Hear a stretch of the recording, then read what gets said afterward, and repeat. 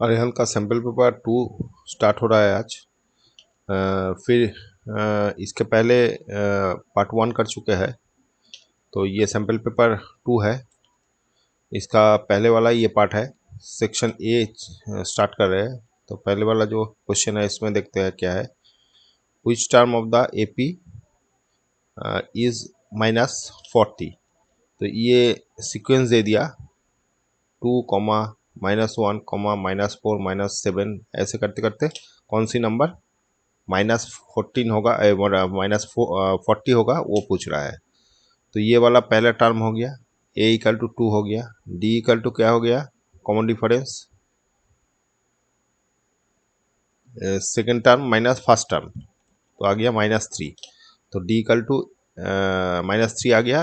और हम लोगों को ये कौन सी वाला टर्म माइनस ये पकड़ लेते हैं, तो n निकालना है। ठीक है, तो n = क्या हो गया, a + n - 1d, a = 2 + n - 1, d = -3 = -40। ये वाला -40 आया। ठीक है, तो फाइनली n - 1 ये इधर चला गया, तो -3 × हो गया, और -40 - 2 = -42। तो n - 1 = ये 3 वाला माइनस नीचे आ गया, तो माइनस माइनस क्या गया 1 और 14। तो n - 1 = 14 हो गया, n = 14 + 1 = 15। तो 15 टर्म आपका n का वैल्यू जो है वो 15 टर्म मैंने सी नंबर हो गया। ठीक है, नंबर मैंने सी ऑप्शन हो गया, तो 15 टर्म हो जाएगा। ठीक है, 15 टर्म है -40। ठीक है, अच्छा चलो नेक्स्ट। नंबर 2 में बोल रहा है if a semi circle is rolled along diameter then figure form is.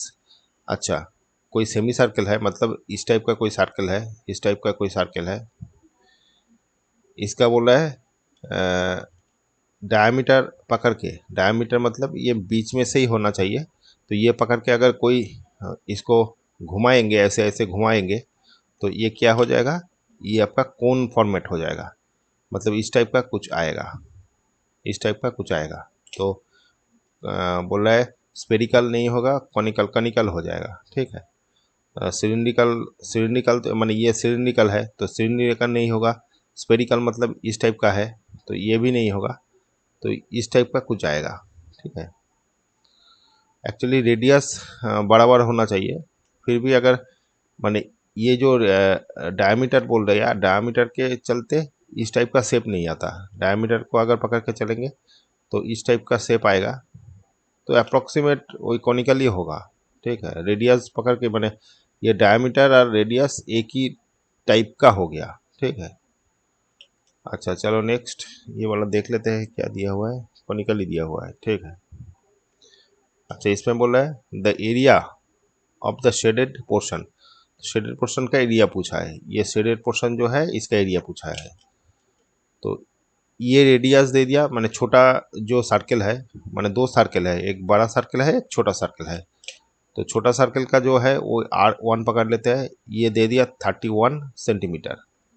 और R2 जो है वो बड़ा सर्कल का रेडियस पकड़ लेते हैं, तो ये वाला दे दिया, मैंने ये जो थिकनेस दे दिया 4.5। तो इसके बाद वो वाला आएगा 4.5, ये आपका रेडियस हो गया। तो इसका आ रहा है कितना, रहने दीजिए इसको। ठीक है, तो हम लोग को एरिया बोला शेडेड पर्सन का, मतलब बड़ा जो सर्कल है उसको, उसका एरिया और छोटा सर्कल का एरिया माइनस कर देंगे, तो हम लोग मैंने ये नंबर का शेडेड पोर्शन का एरिया आ जाएगा। तो एरिया ऑफ शेडेड पोर्शन क्या होगा, शेडेड पोर्शन पोर्शन पाई, बड़ा जो सर्कल है उसका एरिया माइनस छोटा का रेडियस, छोटा का एरिया, πr² और ये πr² हो गया। तो यहाँ से पाई कॉमन ले लिया, R2 - R1²। अच्छा, तो ये यहाँ पर कुछ वैल्यू बोला नहीं तो 22/7 ही बैठा दीजिए। और R2 क्या हो गया, ये वाला वहाँ प्लस ही कर लेते हैं, तो ये हो जाएगा 35.5 5 हो गया। हाँ, तो ये 35.5 इसका स्क्वायर माइनस 31 का स्क्वायर, तो ए प्लस भी ए माइनस भी कर लेते हैं, यहाँ पर कर लेते हैं 22/7। ये एक बार प्लस एक बार माइनस, मैंने A square minus B square formula में कर रहे हैं, A plus B A minus B. ठीक है, तो क्या आएगा 35.5 प्लस 31 एक बार, और 35.5 माइनस 31, 22/7 इंटू ये आ गया 5 6 6 5 हो गया 6 हो गया 6 हो, हाँ, और ये वाला माइनस करने से आपका आ जाएगा वही 4.5 ही आया था, तो हाँ 4.5 आ गया। तो ये काटेगा क्या, 7 से अगर करते हैं तो 7 कितना हो जाएगा 63, हाँ ये कट जाएगा,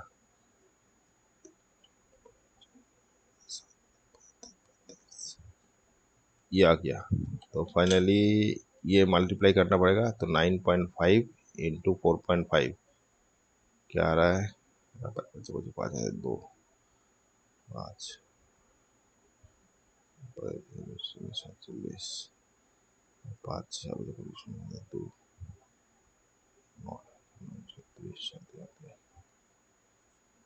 5 7 इधर आ रहा है 2, इधर 4, तो इसके बाद 22, फिर ये पॉइंट आ गया है यहाँ पर, फिर 22 0 5 है 1 5 8 5 5 0 0 5 0 9.3 इनके बाद ये आ गया, तो ये वाला आएगा इसका एरिया सेंटीमीटर स्क्वायर, सेंटीमीटर ये हाँ, तो आ गया कितना 940.5, ये वाला ए ऑप्शन हो जाएगा, देख लेते हैं ए वाला ऑप्शन। ठीक है, अच्छा चलो नेक्स्ट नंबर 4 में देखते हैं क्या है। नंबर 4 में बोला है the distance between two parallel tangent to a circle of radius इतना। अच्छा, कोई सर्कल है तो दो पैरेलल जो टेंजेंट होता है इस टाइप का होता है। ठीक है, तो ये जो गैप है ये डायमीटर होता है, तो यहाँ पर बोल दिया रेडियस, रेडियस 7 है, तो इधर भी रेडियस, इधर ये दोनों का गैप ऑलवेज 14 ही होगा। ठीक है, तो सी नंबर ऑप्शन हो जाएगा 4 का सी। ठीक है, माने जो दो पैरेलल लाइन होता है उसके बीच में रेडियस का जो डायमीटर है उसका गैप रहता है, तो रेडियस का डबल डायमीटर हो गया, माने डी इक्वल टू 2r होता है, तो 2 इंटू 7 आ गया, मतलब 14 सेंटीमीटर। ठीक है, अच्छा चलो इसमें बोल रहा है थीटा इक्वल टू 15 डिग्री दे दिया, इसका वैल्यू पूछा है, देख लेते हैं। Cos 3 theta minus 2 cos 4 theta by sine 3 theta plus 2 cos 4 theta, इसका 15 है, तो cos 3 into 15 minus 2 cos 4 into 15 by sine 3 into 15 plus 2 cos into 4 into 15, तो फाइनली आ रहा है cos 45 minus 2 cos 60 by sine 45 plus 2 cos 60। ठीक है, अच्छा cos 45 क्या हो गया 1/√2, कॉस 60 क्या हो गया half, sine 45 1/√2 plus 2 cos 45 equal to half, तो हाफ कट गया, ये कट गया, तो फाइनली 1/√2 -1 और इधर 1 रूट +1, तो इसको एलसीएम कर लेते हैं। 1 -√2, इधर √2 हो गया, 1 + √2 हो गया, √2 नीचे से कैंसिल हो गया, तो यही आपका आंसर होना चाहिए। देखते हैं, पहले माइनस है 1 -√2, 1 -√2, ये वाला डी ऑप्शन, ठीक है, डी ऑप्शन हो गया, ठीक है। चलो नेक्स्ट, नंबर 6 में बोल रहा है HCF of two number is इतना, तो एचसीएफ बोल दिया, एचसीएफ बोल दिया 2 3, एंड देयर एलसीएम इज, तो एलसीएम ही बोल दिया, LCM equal to 1449, one of the number, one number बोल दिया, 161 अदर नंबर पूछा है, तो हम लोगों का फॉर्मूला था HCF into LCM is equal to product of number, product of two number, तो क्या आ जाएगा, ये अगर एक से एक तो पकड़ लेते हैं नंबर, और इधर 23 इंटू 1449, 1449 नहीं दिया था, 1449, ठीक है, तो फाइनली एक्स इक्वल टू क्या आ जाएगा, 23 इंटू 1449/161, ठीक है, तो इससे काटेगा 3 से 3 7, 7 3 7 को से 1 हाथे 2, 7 2 14 15 16, ठीक है, 7 से ये काटते हैं, 7 2 14, 7 7 49, अच्छा 207, ये आपका एक्स का मतलब दूसरा नंबर जो है वो 207 है, 207 ये नंबर हो गया, ठीक है, 6 का ए हो गया, ठीक है। नंबर 7 में बोल रहा है the right angled ABCD, right angled at C, tan A equal to 1, then value of 2 sin A cos A, कोई राइट एंगल ट्राइंगल है, ठीक है, तो इस टाइप का कोई राइट एंगल ट्राइंगल है, सी बोल दिया, तो ABC ऐसे पकड़ लेते हैं, सी राइट एंगल बोल दिया, ठीक है, तो tan A ये जो है इसका tan बोल दिया 1 है, ठीक है, tan A इक्वल टू 1, मतलब क्या हो गया, tan 1 किसका वैल्यू होता है 45 का, तो A इक्वल टू 45 बोल दिया, तो ये वाला 45 डिग्री है, ठीक है, उसके चलते बोल रहे 2 sin थीटा और cos थीटा निकालने, sin A और cos A, तो फाइनली क्या आ जाएगा, 2 sin A मतलब 45 हो गया और cos A 45 हो गया, तो इसका वैल्यू बैठा देता है 1/√2, 1/√2, तो फाइनली ये आ गया 2/2 इक्वल टू 1, तो आंसर 1 आ जाएगा, बी नंबर ऑप्शन 7 का बी, 7 का बी, ठीक है। अच्छा चलो नेक्स्ट, अच्छा नंबर 8 में बोल रहा है ADE सिमिलर टू ACB, तो इसके चलते और एंगल बोल दिया DEC ये 105 बोल दिया, ये वाला 65 बोल दिया, then prove the value of x का वैल्यू पूछा है। अच्छा तो इस माने ये जो सिमिलर दिया हुआ है इसके चलते हम लोग बहुत सारा चीज़ निकाल सकते हैं, तो डी के अकॉर्डिंग सी है, माने डी एंगल और सी एंगल इक्वल है, तो डी एंगल मतलब क्या हो गया, ये वाला डी एंगल, ये बड़ा वाला, माने ये जो एंगल है डी है, सी के इक्वल है, सी ये वाला है, तो ये 65 है, ठीक है, और ये वाला जो है ये स्ट्रेट लाइन के ऊपर है, तो 180 माइनस अगर 105 करेंगे आ जाएगा कितना 5, और इधर 7 175, तो ये वाला 75 हो गया, तो कोई ट्रायंगल का एक तो 65 है, दूसरा 75 है, तो तीसरा एक्स अगर पकड़ते हैं तो तीन का सम 180 होगा, तो x plus 65 plus 75 is equal to 180, ये आ रहा है कितना, ये 50 हो गया, 14 हो गया इक्वल टू 180, तो एक्स इक्वल टू आ जाएगा 180 minus 140 is equal to 40 degree, तो एक्स का वैल्यू 40, मतलब जो एंगल पूछा है एंगल एक्स का वैल्यू पूछा है, तो ये वाला डी ए ई या एंगल जो है ये 40 डिग्री, मतलब डी ऑप्शन हो जाएगा, डी ऑप्शन हो गया। ठीक है, अच्छा चलो नेक्स्ट। नंबर 9 में बोल रहा है इफ एक क्वाड्रेटिक इक्वेशन दे दिया, have no real roots then the interval of b का इंटरवल पूछा है। ये कोई पूछ रहा है, ये इसका कोई नो रियल रूट, मतलब डिस्क्रिमिनेंट जो है वो लेस देन जीरो है, डी जो है वो लेस देन जीरो है, तभी ये आपका नो रियल रूट होता है, मतलब इमेजिनरी रूट होता है। 11 में आपको लोग पढ़ेंगे इसका इमेजिनरी रूट, जो आपका आयोटा से रिप्रेजेंट करेंगे। तो यहाँ पर ये हम लोगों का सिलेबस में यही था, जो D not equal to less than zero होने से नॉन रियल रूट आता है। ठीक है, तो डी का वैल्यू निकलता है, डी इक्वल टू क्या है, बी स्क्वायर माइनस 4ac। तो यहाँ पर देखते हैं क्या है, बी स्क्वायर तो बी स्क्वायर ही है, बी स्क्वायर मैंने यहाँ पर जो इक्वेशन दिया हुआ है मैंने 2x² plus bx plus 8 is equal to 0, इसमें से हम लोग डिस्क्रिमिनेंट निकल रहे हैं, डी इक्वल टू निकल रहे हैं। तो D equal to b square minus 4ac, b square तो ये पहले ही है, और माइनस 4ac 4 इंटू ए 2 हो गया, और डी इक्वल टू ये हो गया। अच्छा, ये वाला लेस देन जीरो है, तो लेस देन यहाँ पर लिख देता है। ठीक है, तो बी स्क्वायर इक्वल टू ये आ गया 8 9 16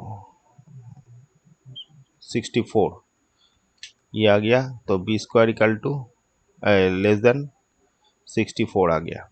तो ये कंडीशन आ गया, तो ये कंडीशन आने से इसका मतलब क्या हो गया, ये जो b का वैल्यू है ये 64 से नीचे होगा, मतलब अगर इसको रूट करेंगे, माने इसको रूट करने से प्लस माइनस 8 आता है, प्लस माइनस 8 आता है। b को अगर मैंने नॉर्मली रखेंगे, ये 64 करेंगे तो b equal two plus minus 8 आता है। तो प्लस माइनस 8 होने से इसका क्या कंडीशन होएगा, तो इसका कंडीशन आ जाएगा, जो 8 है माइनस 8 से ये बड़ा होगा, x माने b बड़ा होगा और ये 8 से छोटा होगा, तो ये कंडीशन आता है। ये दोनों में ही आपका माने ये दोनों अगर होता है तो ये 16 4 के नीचे आएगा। ठीक है, तो ये कंडीशन आ गया, माइनस बी और माइनस 8 से बड़ा माइनस बी, मतलब ये वाला। कोई भी कंफ्यूजन हो सकता है इसको लेके, तो इसको भी हम समझा देते हैं, ये कभी नहीं आएगा। देखिए ये उल्टा दिया हुआ है, माइनस 8 से बड़ा बी का वैल्यू और प्लस 8 से बड़ा माइनस 8 से छोटा। तो माइनस 8 से छोटा होने से क्या आता है, माइनस 8 से छोटा, तो माइनस समझ लीजिए 10 आ जाएगा, माइनस 11 आ जाएगा, माइनस 13 आ जाएगा, इस टाइप का आएगा छोटा। ठीक है, 8 से बड़ा, 8 से बड़ा क्या होता है, 8 से बड़ा मतलब 10 हो जाएगा, 12 हो जाएगा, 13 हो जाएगा, इस टाइप का। तो इसमें से बीच का जो वैल्यू है वो कभी नहीं आ सकता, माने इसके नीचे जो आएगा उसके ऊपर में कभी नहीं आएगा, ये तो नीचे ही चलता रहेगा और ये ऊपर में चलता रहेगा, बीच में गैप हो जाएगा। मतलब ये जो अगर नंबर लाइन में प्लॉट करेंगे, तो यहाँ पर कहीं 0 है, यहाँ पर -10 है, -8 है, -12 है, -15 है, और इधर कहीं -10 है, 12 है, 13 है, 8 है। तो यहाँ पर जो वैल्यू बोल रहा है, ये वैल्यू का कोई मतलब ही नहीं है।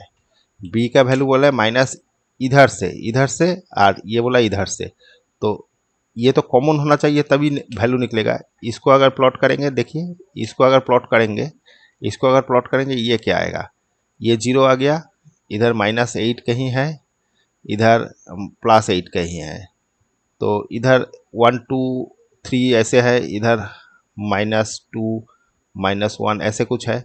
तो ये जो वैल्यू बोला है, तो इसका वैल्यू यहाँ से यहाँ तक है, तो ये 64 का ऊपर में निकलेगा, मतलब 64 निकलेगा। इससे ज़्यादा होने से इधर अगर जाएंगे तो वो 64 से ऊपर चला जाएगा, प्लस हो जाएगा, तो वो वाला नहीं, ये वाला ही लेना है। तो इसीलिए ये वाला कंडीशन आया हुआ है। ठीक है, ये वाला कंडीशन इसलिए आया हुआ है। ठीक है, और ये 6 का तो मतलब ही नहीं है कोई, और नन ऑफ दिस भी नहीं होगा, ये नंबर ऑप्शन ही होगा। ठीक है, अच्छा चलो 10 में देखते हैं। बोले 2 number are in the ratio इतना, 2 नंबर का रेशियो बोल दिया, इफ दे आर एचसीएफ इतना देन द नंबर विल। अच्छा, तो ये जो रेशियो होता है ये 15/11, ये जो रेशियो है इसका मतलब इसमें कोई एक्स था, एक्स काट के ये रेशियो निकला, ठीक है। ओरिजिनल नंबर में कुछ कॉमन फैक्टर था, तो वही कॉमन फैक्टर एचसीएफ होता है। माने अगर दो नंबर का एचसीएफ मतलब अगर 15x और 11x ये दोनों है, तो इसका कॉमन फैक्टर क्या है, माने कॉमन फैक्टर मतलब इसमें से एचसीएफ क्या, एक्स निकलेगा एचसीएफ, तो एचसीएफ ही है, ये एचसीएफ ही बोल दिया 13, तो इसके संग 13 भी मल्टीप्लाई होगा, माने ये काट के ही तो रेशियो आया, एक्स एक्स काट के, मतलब 13 काट के ही 15/11 आया था, तो ये 13 इंटू हो जाएगा और कुछ नहीं। तो कितना आएगा देखिए, आपका 13, 65, 6, 13, 19, ये एक तो आ गया, और एक तो इधर 13 × 13 मतलब 13 इधर आ जाएगा 3 और 4 1, तो 4 ये दो नंबर आएगा, ठीक है। 95 और 431 और 143, तो ए नंबर ऑप्शन ही हो जाएगा, 10 का ए, 10 का ए, ठीक है।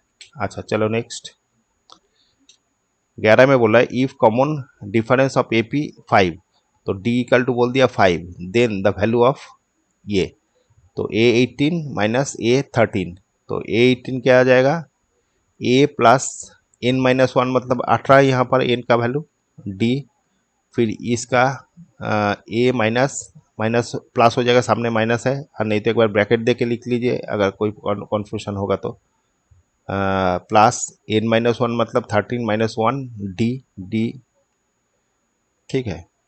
तो फाइनली ए प्लस 17d माइनस ए प्लस माइनस हो गया 12d, तो ए कट गया और इधर आ गया 5d, तो 5 इंटू डी का वैल्यू यहाँ पर 5 दिया था, तो 5 है, तो 25 आंसर आ जाएगा, सी नंबर ऑप्शन 11 का सी, ठीक है। अच्छा चलो नेक्स्ट करते हैं। अच्छा इसमें बोल रहा है क्या, इफ द पॉइंट ये divided the line segment joining the point इतना इतना इन the ratio find the value of के।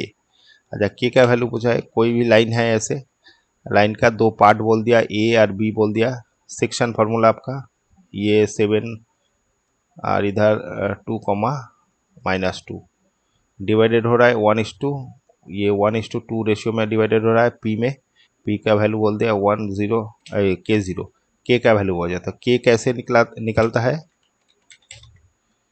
के इक्वल टू कैसे निकलता है 1 7 × 1 और इधर 2 × 2 बाई 1 + 2, तो आ रहा है -7 + 4/3, तो ये आ रहा है -3/3, तो काट के -1 आ जाएगा, -1 के का वैल्यू -1 आया हुआ है, -1 डी ऑप्शन, बड़ा का डी, बड़ा का डी है, देख लेते हैं, हाँ डी, ठीक है। अच्छा नंबर 13 में बोल रहा है suppose mean of 10 observation is, mean बोल दिया 10 ऑब्जर्वेशन का 20, ठीक है, मीन बोल दिया 20, if we add 5 in each observation, 5 in each observation then new mean, add 5 in each observation, 10 observation में 5 अगर ऐड करेंगे तो आ जाएगा कितना, माने ये मीन दे दिया, तो टोटल कितना हो जाएगा, 10 ऑब्जर्वेशन है, तो टोटल हो जाएगा ये आपका 200, ठीक है। उसमें हर मीन माने ईच माने जो टोटल है उसमें 5 करके ऐड करना पड़ेगा सब में, तो 5 × 10 ऐड हो जाएगा, 5 × 10 ऐड हो जाएगा, तो हो जाएगा 50 ऐड, तो मतलब 200 प्लस 50, तो 250 हो जाएगा। ये अभी कितना टोटल है किसका ना, 10 माने 10 ऑब्जर्वेशन का, तो ये अगर काटेंगे तो 25, तो मीन 25 आ जाएगा, 25 आ जाएगा, तो ए ऑप्शन हो गया 13 का ए, 13 का 25 आ जाएगा, ठीक है।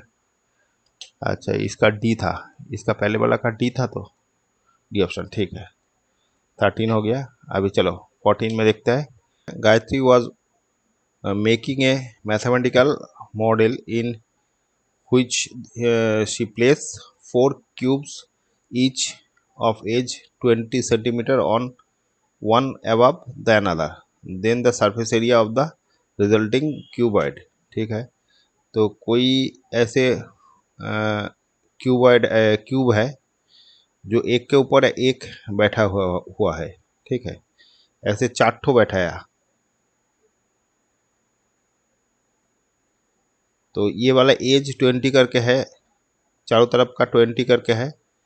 ठीक है, ये भी 20 है और ये भी 20 है, तो लेंथ ब्रेथ हाइट सेम है क्यूबॉइड का, क्यूब का।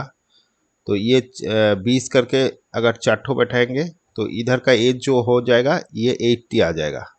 ठीक है, 4 × 20 = 80 आ जाएगा।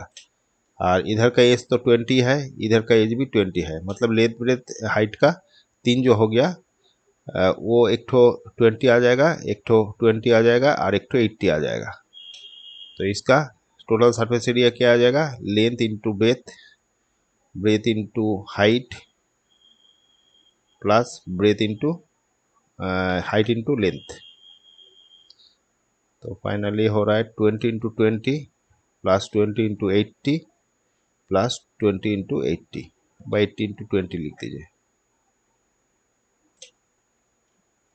तो क्या आ रहा है, इधर 400 हो गया, इधर 1600 हो गया, इधर 1600 हो गया, 2 इंटू ये 32, 33, 34, 35, 36, 3600 आ जाएगा।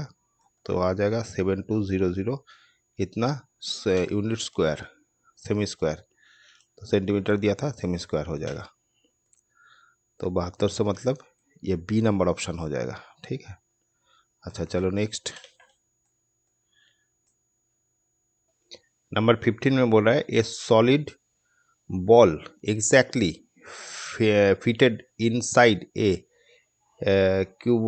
cubical box of side A, volume of the ball. अच्छा, कोई भी बॉल अगर इसके अंदर पूरा सेट हो जाए, क्यूब के अंदर अगर कोई बॉल सेट हो जाएगा, मतलब इस टाइप का कोई बॉल है इसके अंदर, तो ये पूरा सेट हो गया, मतलब क्या हो गया, 3 एज में ये टच किया हुआ है। मतलब अगर हम लोग नॉर्मली अगर बॉक्स करके देखेंगे, ये ऐसे एक तो स्क्वायर है, तो ये 3 3 6 स्क्वायर से ये क्यूब होगा। तो ये जो पोर्शन है ये दोनों में, माने दोनों एज में टच करके रहेगा, मतलब तीनों एज में टच करके रहेगा। ठीक है, तो टच करके रहेगा, मतलब ये जो ए है टोटल, तो आर कितना आ जाएगा, हाफ ऑफ ए। तो आर इक्वल टू ए का हाफ आ जाएगा। टोटल जो एज है इसका हाफ आ जाएगा, ये आपका स्पेयर का रेडियस आ जाएगा a/2, हाफ आ जाएगा। तो स्पेयर का आपका वॉल्यूम क्या है, 4/3 पाई आर क्यूब। तो बैठाते हैं 4/3 पाई, पाई रहने दीजिए, और आर इक्वल टू a/2 इसका क्यूब। तो आ जाएगा 3/4 इंटू पाई a³/8। अच्छा, ये 3/4 नहीं, 4/3 होगा, सॉरी, ये 4/3। तो 4 से कटने से ये 2 आ गया, तो a³ पाई a³/6 आ जाएगा। ये वाला ऑप्शन आ जाएगा। 1/6 पाई आर क्यूब, ए ऑप्शन हो जाएगा, 15 का ए। ठीक है, 1/6 पाई आर क्यूब, ए क्यूब। ठीक है, अच्छा चलो नेक्स्ट। बोला है which of the following measure of central tendency.